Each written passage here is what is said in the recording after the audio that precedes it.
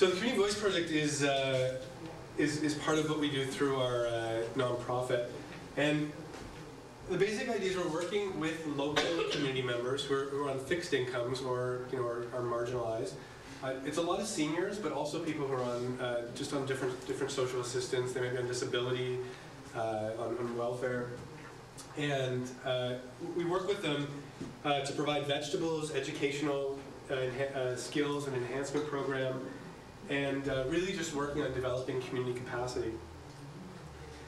So basically, the program participants will come together usually in March or April and make some decisions around what they want to do for the season and how they want the season to go, what kind of vegetables they want to see. And then they stay with us throughout the season, and the main piece is they get a share, so they'll get either a full or half share depending on how many people they are. And it's a subsidized share, so we do ask them to contribute something, whether it's a little bit of money or volunteer work on the farm. One of our participants does all the deliveries in the community, so she'll come in her car, we'll pay her gas money, but then she'll deliver all the shares. Another one, we have a few folks with disabilities who come to the farm, and we'll have a farm day every once a week where we'll work with them on the farm, and we'll find some different tasks to work with them on, and then they'll get a share in return. And the other piece is we bring them together to do educational workshops, and they'll make decisions about what those are. And I'll talk about those in 1 second. This year, actually, we're going to try we have a pilot project we're going to run called Healthy Food, Healthy Families, and it's going to be in coordination with the Kids Action Program in Nova Scotia. And the idea is to work with the Kids Action Program is part of the Canadian government's support for mothers, like prenatal support and some postnatal support. It only supports women up to 6 months. Their babies are 6 months.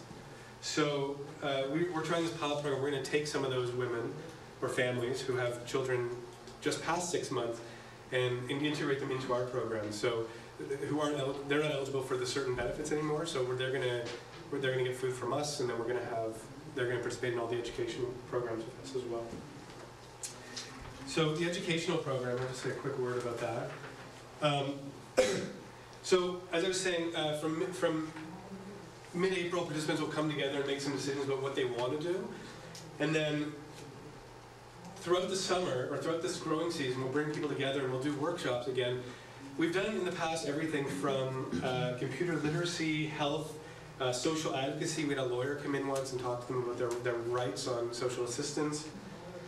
And of course, food. Food is always one of the biggest things. I think what I've learned over the years working with these groups are that they just want to hang out with each other and talk to each other and have a space where they can interact.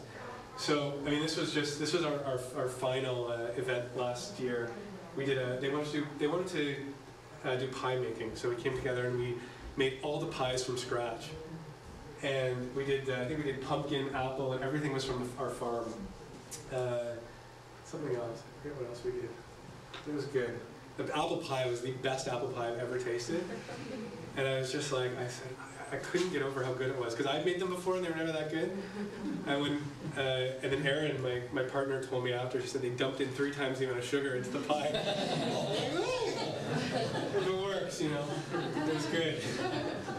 So that's, and the other piece, we do a lot of other work around the community too. One of the big projects we're just finishing up right now is we're putting together a local food guide for the East Hants County, and the idea of that has also come from this group who said, hey, it'd be great to know where else we can buy like local meats and eggs and cheese or whatever.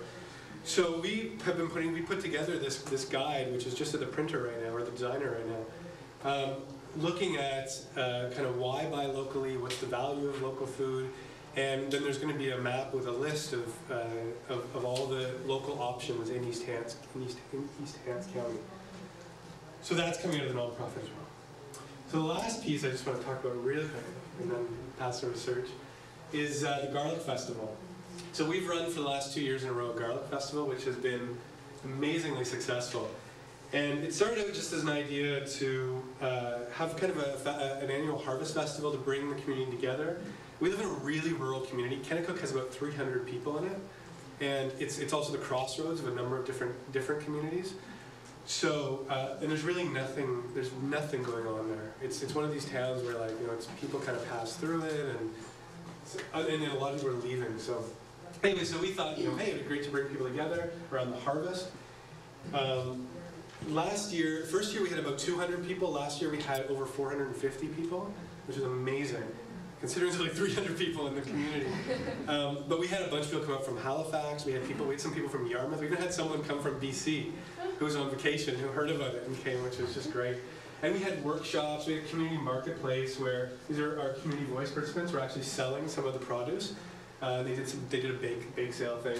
We had a beekeeper doing demonstrations. We had all kinds of. We had an organic 101 workshop. We had a whole children's area. There was Jen doing some garlic braiding.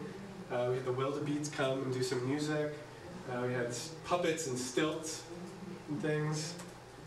And then we had a whole, of course, food table. We had a whole food booth where we had Evelyn Jones, who's one of the other people we live with, works at MISA, which is the Immigrant Services in Halifax, and gathered a whole bunch of her participants to come up and do food. So they baked all kinds of international food. So people were just trying things from all over the world.